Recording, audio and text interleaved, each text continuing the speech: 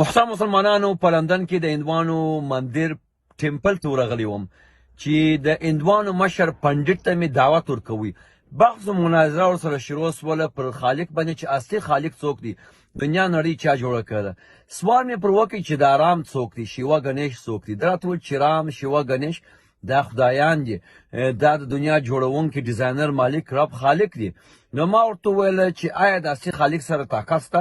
راته وویل چې و بالکل د اصلي خالق سره طاقت شته. بیا ما ورته وویل چې آیا د اصلي خالق سره غیب علم شته؟ راته وویل و بالکل د اصلي خالق سره غیب علم شته. نو ما ورته وویل آیا اصلي خالق په مځکو اسمانو دریابو باندې قادر دی؟ راته وویل هو بالکل اصلي خالق په مځکو اسمانو دریابو باندې قادر دی، طاقت او پاور لري. نو ما ورته وویل چې آیا د رام شیوا ګنیش دا بوتانو چې تاسو عبادت کوئ د دې سره طاقت شته، غیب علم شته، قادر دی په مځکو اسمانو دریابو باندې پاور او طاقت لري؟ راته وویل هو بالکل.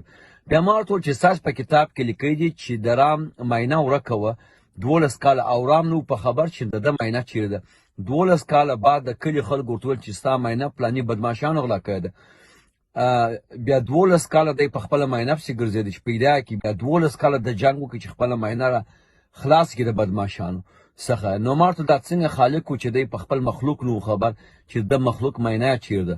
بیا ما ورته وویل دا څنګه خالق و چې د مخلوق ورته وویل چې ستا مخلوق ستا معاینه پلاني بدماشان غلا کړې ده.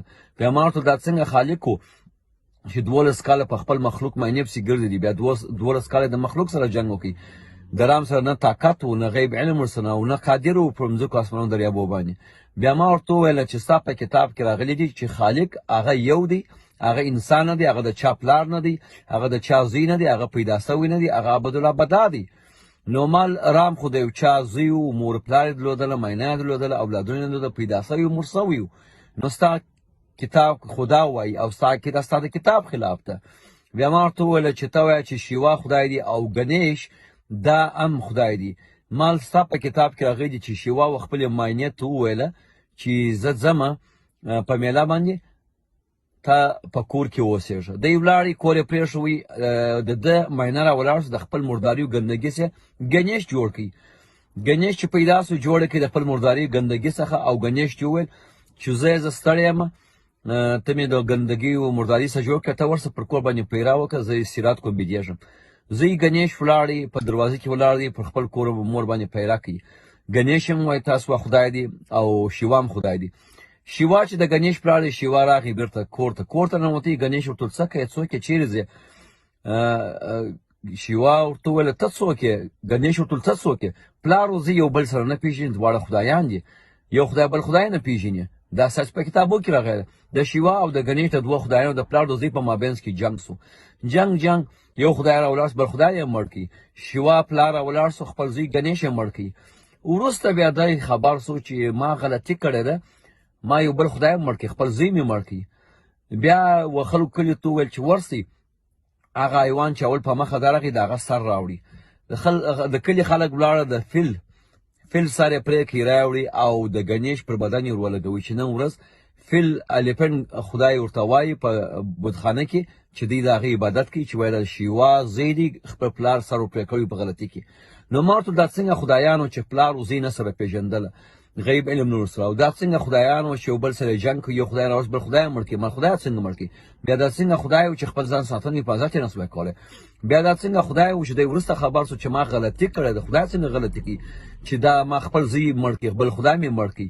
او بیا نو ولې ده بیا کلي خلکو ته وویل چې ورسئ هغه حیوان اول چې په مخه درغی د هغه سر راوړي، د ګنیش پر بدن یې کښېښوي. که دی اصلي خدای وایي، طاقت ورسره، غیب علم ورسره وایي، قادر وایي په مځکو اسمانو دریابو باندې، ده باید د خپل زوی ګنیش بیرته راژوندی کړی وای، یو بل حیوان یې نه وای مړ کړی. د حیوانانو تاسو خدایان بولئ، بلکې بل خدای پسې مړ کړي. دا فیل تاسو عبادت کوئ، دا تاسو وایئ چې دا هم خدای دی، یو بل خدای پسې مړ کړي، هلته بل بېګناه یو حیوان یې مړ کړي. نو ما ورته وویله چې ستا په کتاب کې راغلی چې خالق خدای یو دی، هغه د چا زوی نه دی، د چا پلار نه دی، هغه مړ کېږي نه، هغه بېدې کېږي نه، هغه وږی کېږي نه، هغه انسان نه دی، هغه پیدا سوی نه دی، هغه معاینه لري نه. نو ما ورته وویل په قرآن کې الله سبحانه وتعالی فرمایي ان الله علی کل شیء قدیر، ان الله علی کل شیء قدیر. الله سبحانه وتعالی زه په ټول شیانو باندې قادر یم. الله سبحانه وتعالی په قرآن کې وایي چې زه غواړم چې یو کار وکړم، زه صرف ورته وایم چې کن فیکون، وس هغه کېږي. الله سبحانه وتعالی دنیا نړۍ کون فیکون په کون فیکون جوړ کړه او صرف ورته ویل چې وسه هغه جوړ سول. الله سبحانه وتعالی په قرآن کې فرمایي وایي د عیسی علیه السلام مثال زما په دربار کې داسې دی لکه آدم علیه السلام. آدم علیه السلام بغیر مور پلار جوړ کړي او عیسی علیه السلام یې بغیر پلار جوړ کړي. زه چې غواړم زه یو کار وکړم زه صرف ورته وایم چې کون فیکون وس هغه کیږي. ما ورته ویل په سورة ملک راغلی دی چې د مکې مشرکینو و نبي علیه السلام ته ویل چې د قیامت ورځ کله راځي. جبرائیل علیه السلام راغی وحی راوړی الله سبحانه وتعالی ورته ویل و نبي علیه السلام ته جبرائیل علیه السلام ورته ویل چې الله سبحانه وتعالی فرمایي چې د ورځ په محشر هیڅوک نه خبر. غیب علم یو د الله سره دی. غیب علم یو د الله سره دی. بیا ما ورته مال ده ته خبره په اسلام کې لو عظیمه ګناه شرک دی چې د الله بغیر د بل چا عبادت وکړي. الله سبحانه وتعالی په قرآن کې فرمایي عیسی علیه السلام و یهودیان ته ویل چې ای یهودیانو د الله عبادت وکړي چې زما رب دی او ستاسې رب دی او د الله سره شریک ونیسي. هر چا چې د الله سره شریک ونیوي شرک یې وکړي هغه به ابدالابده په دوزخ کې په دنیا او آخرت کې به تباه او برباد. بیا ما ورته وویل چې الله سبحانه وتعالی په قرآن کې فرمایي د کوم شیان چې تاسې عبادت کوئ هغه یو مچ له نسي جوړولی. که یو مچ راسي یو شی ځینې واخلي دی هغه مچ څخه هغه شی خلاصوای نسي. نو تاسو بیا ولې داسې شیانو عبادت کوئ چې هغه نه طاقت لري نه خبرې کوای سي نه پرېوتای سي نه کښېنستی سي. ما بیا ورته وویل چې الله سبحانه وتعالی په قرآن کې فرمایي وایي که په اسمانونو کې یو خدای څخه زیات نور خدایان وای که یو خدای څخه نور خدایان وای نو د دوی په مابینځ کې به جنګونه وای. دنیا به کیاس او په خطر او په اډر کې نه وای روانه. دنیا به په خطر کې وای دنیا په اډر کې نه وای روانه. نو خالق یو دی رب یو دی. د دنیا د نړۍ مالک ډیزاینر خالق یو دی. د هندوستان بادشاه ولس مشر پرایم منسټر وزیر اعظم یو دی. د انګلستان چې دی کینګ یو کینګ دی. په یو وخت کې دوه کینګ نشي راتلی په یو وخت کې دوه پرزیدنټ پرایم منسټر دوه ولسمشر نشي راتلی. د بلډینګ مالک یو دی. د دنیا د نړۍ مالک رب خالق یو دی.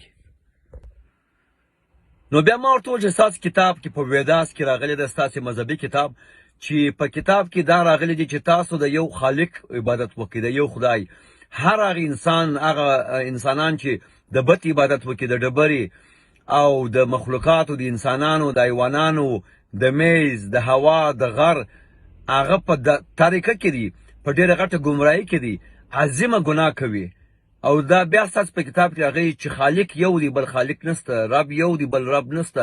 خدای یو دی بل خدای نسته. د یو رب د یو خالق عبادت وکړي او د بوتانو د انسانانو د حیوانانو د مخلوقاتو عبادت مه کوئ.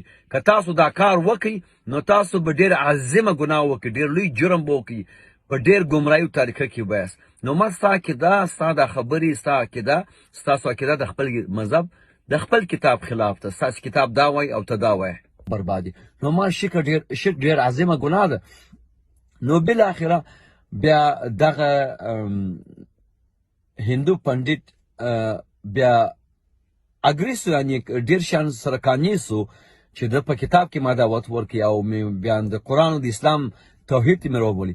نو موږ تاسې باید د دنیا مذهبونو ووایو چې کوم وخت موږ دعوت هندو ته ورکوو سیک ته ورکوو د دې مذهب د دې عقیده ووایو که نصراني ته ورکوو که ملحد ته ورکوو که یهودي ته که بودیست ته د دې عقیده او د دې کتابونه وایي چې موږ دې ته دعوت ورکو او توحید یې راوبولو. که تاسو ورته ووایه چې رام شیوا ګنیش دا خدایان نه دي هغه به درته وایي ته څه خبر ته به ورته وایي چې قرآن وایي هغه ستا قرآن ستا دین اسلام زه نه منم زما کتاب وایي چې هغه خدایان دي. دلته ته دلته دې په کتاب کې ښکاره کوي چې رام کرشنا شیوا ګنیش خدایان نه دي او د الله وحدانیت په ثبوت ورته رسوي. نو دې ته وایي کمپیریټیو ریلیجن. د دنیا مذهبونه باید ووایه. الحمدلله زه د کمپیریټیو ریلیجن سټوډنټ یم طالب علم یم یعنی چې ما د دنیا مذهبونه سټډي کوي وي لکه سرکان چې ډاکټر ذاکر نایک حفظه الله.